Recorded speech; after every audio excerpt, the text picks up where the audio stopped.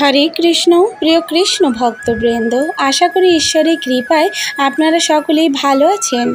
आज आमि आपनादेर माझे उपस्थित हयेछि आरो नतुन एकटी शिक्षणीय विषय आपनादेर श्रवण करानोर उद्देश्ये। तो आसुन श्रवण करा जाक। राधे राधे। केउ मारा गेले श्राद्धे आमिष बाद दिये निरामिष केन खाबेन? এই প্রশ্নটা আমাদের অনেকের মনেই আছে, কেউ জানি কেউ জানি না। তাহলে আসুন আজকে এই প্রশ্নের উত্তরটা জানা যাক। একজন সনাতন ধর্মের লোক মারা গেলে বলতে হয় কি জানেন? ওম দিব্যং লোকং সগচ্ছতু, অর্থাৎ তিনি দিব্যধাম প্রাপ্ত হন। দিব্য মানে দেবতার স্থান, যেখানে দেবতারা ভগবানের আরাধনায় মগ্ন থাকেন।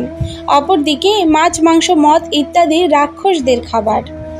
আমরা দেখি অধিকাংশ হিন্দু পরিবারে মানুষ মারা গেলে মৃতদেহের আত্মার শান্তির লক্ষ্যে এবং ভগবান কিংবা দেবধামে যাবার লক্ষ্যে আত্মীয় স্বজনকে শ্রাদ্ধে মাছ খাওয়ান।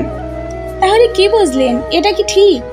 ভগবানের ধামেও যেতে চাইবেন আবার মাছও খাওয়াবেন। শাস্ত্রের নিয়মে আমরা একদিকে দিব্যধামে যাওয়ার জন্য ভগবানের কাছে প্রার্থনা করছি, অন্যদিকে আবার ভূত প্রেতের খাবার মানুষকে খাইয়ে ভগবানের কাছে প্রার্থনা করছি যে তিনি দিব্যধামে প্রবেশ করুন।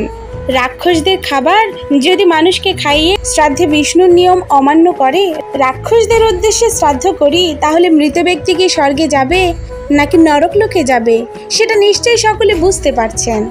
ধর্মতত্ত্বজ্ঞ ব্যক্তি পুরুষ শ্রাদ্ধ কর্মে আমিষ বা মাছ মাংস অর্পণ করবেন না এবং নিজেও ভোজন করবেন না, কারণ পিতৃগণ মুনি ঋষিদের যজ্ঞ হবিষ্যন্ন দ্বারা যেরূপ প্রসন্ন লাভ করেন সেরূপ পশু হত্যার দ্বারা নয়।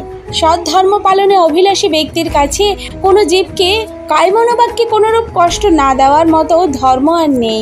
শ্রীমদ্ ভগবদ্ গীতায় বর্ণনা আছে 28টি নরককুণ্ডের কথা। তার মধ্যে 3 নম্বর নরক রৌরব, 5 নম্বর নরক কুন্তিপাক, 9 নম্বর নরক অন্ধকূপ, 16 নম্বর নরক প্রাণরোধ, 17 নম্বর নরক বিশেষণ, 23 নম্বর নরক রক্ষভোজন, 24 নম্বর নরক শূলপ্রদ। এই সবগুলো নরককুণ্ড পশু হত্যা ও খাওয়া কিংবা অন্যকে খাওয়ানোর অপরাধে তৈরি, অর্থাৎ ভগবতে 28টি নরককুণ্ডের মধ্যে এই কুণ্ডগুলোতে পাঠানো হবে যারা পশুকে বিভিন্নভাবে হত্যা করে, নিজে আহার করে কিংবা অন্যকে আহার করায়। সুতরাং আমরা এগুলো যারা করি তারা শ্রাদ্ধ মানে কি জানিই না। শ্রাদ্ধ মানে কি বলুন তো? শ্রাদ্ধ মানে বিষ্ণুর প্রীতির উদ্দেশ্যে যা কিছু দান করা হবে তাই শ্রাদ্ধ। আর গীতা ও ভগবতে যেহেতু নিরামিষ আহারের পরোক্ষ নির্দেশ দেওয়া আছে, তাই শ্রাদ্ধ হবে পরমেশ্বর ভগবান শ্রীকৃষ্ণের নিয়ম অনুসারে। রাধে রাধে। বিবেচনা আপনার কি করবেন। এই ভিডিওটি যদি আপনাদের ভালো লেগে থাকে তাহলে অবশ্যই লাইক কমেন্ট এবং শেয়ার করে দেবেন।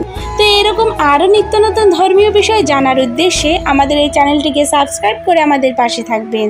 তো আজ এই পর্যন্ত, আবারও দেখা হবে নতুন কোনো ভিডিওতে। ততক্ষণ পর্যন্ত ভালো থাকবেন, সুস্থ থাকবেন। রাধে রাধে।